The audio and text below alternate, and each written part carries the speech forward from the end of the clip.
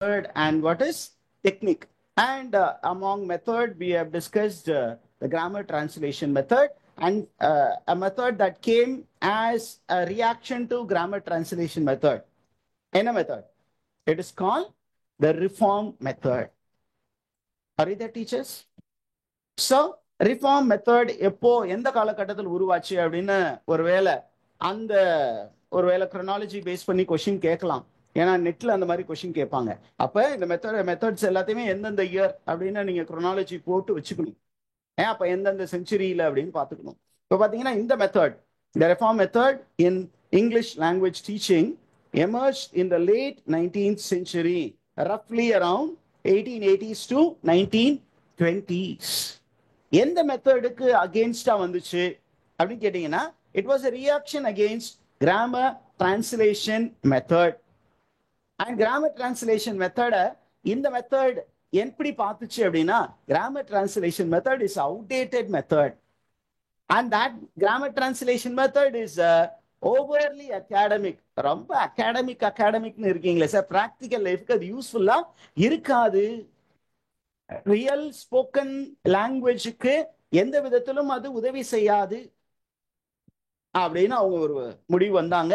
அதனால அவங்க என்ன பண்ணாங்க, ஒரு எய்மோடு உள்ள குதிச்சுட்டாங்க இந்த ரிஃபார்ம் மெத்தட்ல.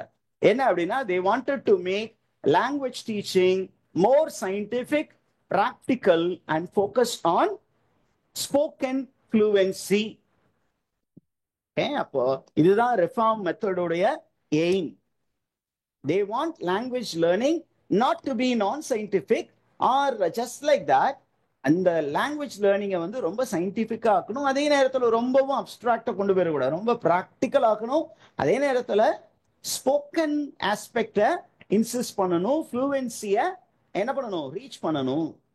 And this is in line with the new developments in linguistics and phonetics. சரி, இப்போ பார்த்தீங்கன்னா இந்த காலகட்டத்தில் தான் பார்த்தீங்கன்னா English was becoming a international trade language and the language of diplomacy. அப்போ இந்த லாங்குவேஜை என்ன பண்ணணும், எல்லாருமே நல்லா கொண்டு போய் சேர்க்கணும். அதே நேரத்தில் என்ன பண்ணாங்க அப்படின்னு கேட்டீங்கன்னா this was the time when comparative and historical linguistics was becoming very popular. அதே நேரத்தில் இந்த டைம்ல பாத்தீங்கன்னா there were a lot of development in phonetics. Particularly people realized the importance of pronunciation and how this pronunciation could be taught systematically. அப்போ phonemic alphabets வந்துச்சு, phonemic transcription exerciseலாம் வந்தது. இது எல்லாத்தையுமே உள்ளடக்கி fluency, அந்த பேச்சியல், அதை வந்து ஃபோக்கஸ் பண்ணி வந்த ஒரு மெத்தட் தான் ரிஃபார்ம் மெத்தட். ஓகேவா? அப்ப இந்த மெத்தடுக்கான கீ பிரின்சிபல்ஸ் என்ன? Number 1, oral language is given first priority. அப்ப 4 ஸ்கில்ல எந்த ஸ்கில்லுக்கு இம்பார்ட்டன்ஸ் கொடுக்க ஆரம்பிச்சாங்க? எல்லுக்கும் எஸ்ஸுக்கும். மொத்தம் 4 ஸ்கில் இருக்கா இங்கிலீஷ் லாங்குவேஜ்ல? 4 language skills, basic language skills: listening, speaking, reading, writing. முன்னாடி பாத்தீங்கன்னா ரீடிங்க்கும் பர்டிகுலர்லி ரைட்டிங்க்கும் ரொம்ப இம்பார்ட்டன்ஸ் கொடுத்திருந்தாங்க கிராமர் டிரான்ஸ்லேஷன் மெத்தட். இப்ப பாத்தீங்கன்னா கரெக்டான ஆர்டர் இருக்கு, லிசனிங்க்கும் ஸ்பீக்கிங்க்கும் ரொம்ப இம்பார்ட்டன்ஸ் கொடுத்தாங்க.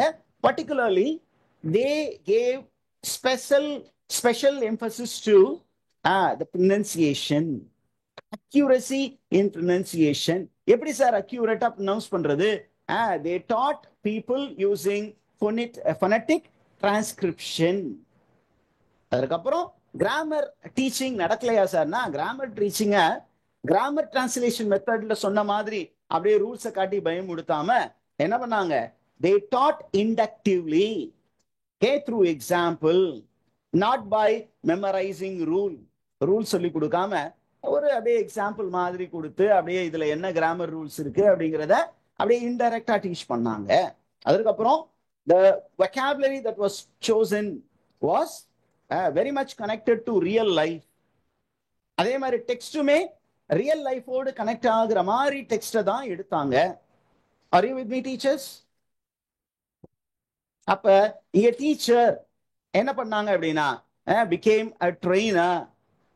டீச்சர் என்ன ரோல்? ட்ரைனரா இருந்தாங்க. இங்கேயும் பாத்தீங்கன்னா the main focus is on the teacher. ஏன்னா டீச்சர் தான் அங்க மாஸ்டரே. அவங்க ப்ரொனன்சியேஷன் சரியா இல்லை, அவங்க ஃப்ளூயன்சி ரீச் பண்ணல அப்படின்னு கேட்டீங்கன்னா நமக்கு இன்னைக்கு நிறைய ஸ்டூடெண்ட்ஸ் சஃபர் ஆகுற மாதிரி எல்லாருமே சஃபர் ஆக வேண்டியதுதான்.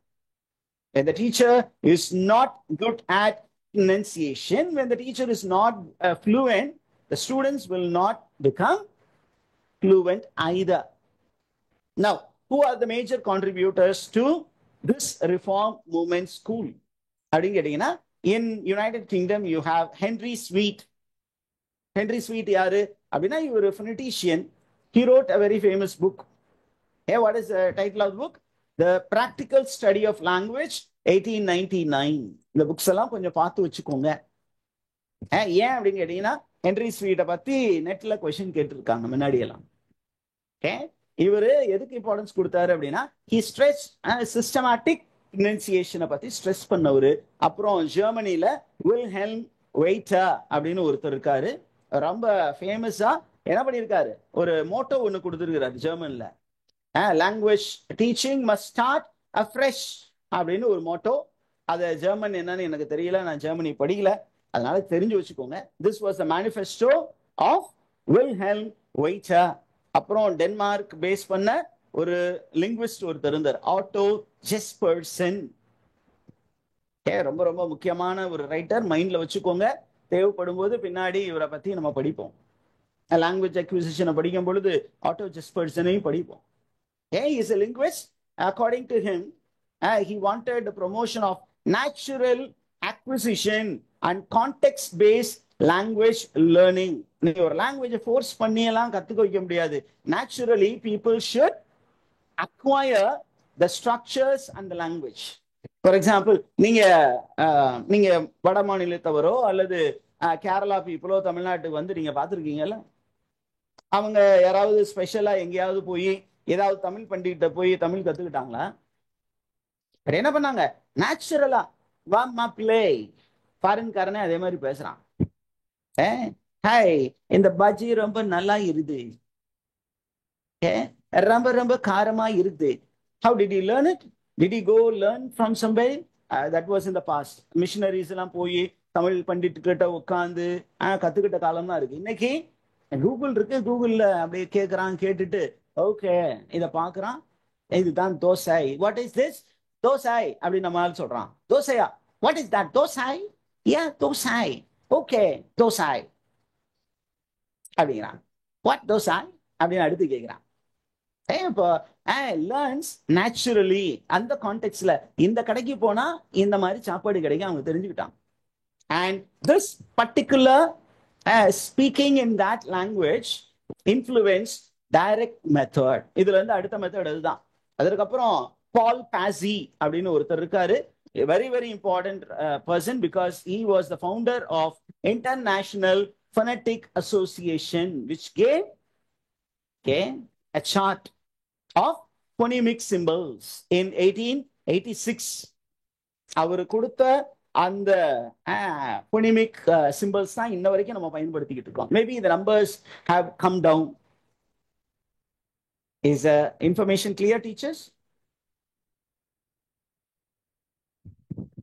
இப்போ இந்த ரிஃபார்ம் மூவ்மெண்ட் எதற்கு இம்பார்ட்டன்ஸ் கொடுத்துச்சு அப்படின்னா, it gave importance not to lengthy sentences but short spoken dialogues based on everyday happenings. ரொம்ப ஷார்ட்டான dialogue. Can I have the seat please? Come in, be seated. அந்த மாதிரி சின்ன சின்னதா ஒரு time ticket, can I have a ticket, how much is it, அந்த மாதிரி சின்ன சின்ன விஷயங்கள். அப்ப இங்கேயும் பாத்தீங்கன்னா என்ன பண்ணாங்கன்னா, they gave drill to practice pronunciation and stress pattern. ஆனா இங்க வந்து வேற வழி இல்லை, நீங்க அந்த pronunciation ஸ்ட்ரெஸ் பேட்டர்னையும் என்ன பண்ணணும், ட்ரில் வழியா தான் கத்துக் கொடுக்கணும். அதே நேரத்துல they insisted on accuracy, and teachers never spoke in what is it, the native language. They only spoke in the target language, and less importance was given to translation and memorization. நீ வந்து அப்படியே practice பண்ண அது உள்ள போய்க்கும். What is achievement of reform movement. This reform movement led to a movement called direct method. Direct மெத்தடுக்கு வழிவகுத்த ஒரு moment அப்படின்னா அது reform moment தான். ரெண்டாவது, இங்க லேர்னருக்கு கொஞ்சம் முக்கியத்துவம் கொடுத்தாங்க. என்ன அப்படின்னா, learner has to speak the language ஃப்ளூவென்ட்லி. அதை வந்து எய்ம் பண்றணும். அப்ப டீச்சர் வந்து என்ன பண்ணணும், இந்த ஸ்டூடெண்ட்டை நல்ல ஃப்ளூவெண்டா பேச வைக்கணும்.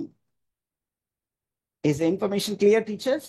ஸோ இந்த மெத்தட்ல இருந்து தான் நமக்கு டைரக்ட் மெத்தட் வந்துச்சு.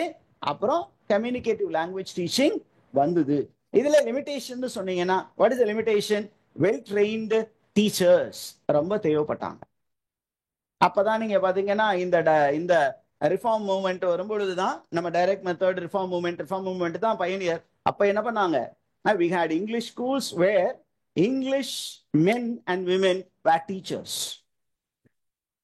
English men and women are Anglo-Indian teachers. நீங்க பாருங்களேன், மெட்ரிக் ஸ்கூல் ஒரு காலத்துல மெட்ரிக் ஸ்கூல் தான் ஃபர்ஸ்ட், அப்புறம் தான் சிபிஎஸ்சி ஐசிஎஸ்சி அதெல்லாம் வந்துச்சுன்னு வச்சுக்கோங்களேன். அப்ப அங்கெல்லாம் யாரு தான் டீச்சர்ஸ் இருந்தாங்க? English teachers.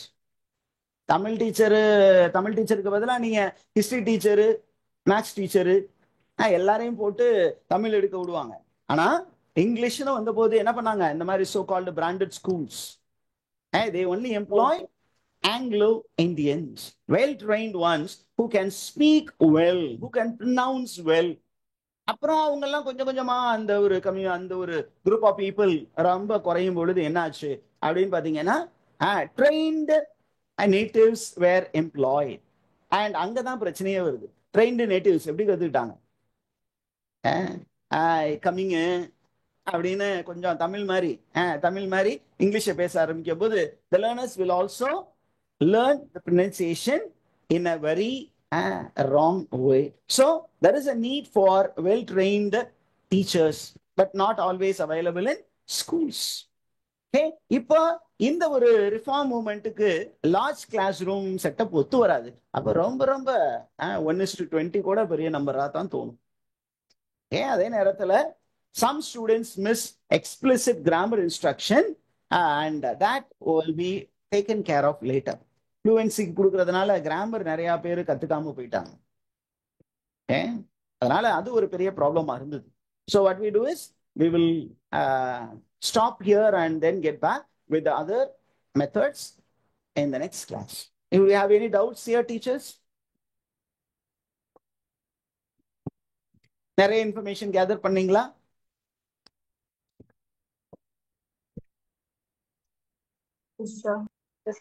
Yes. Okay. அதனால நல்லா படிங்க. Okay.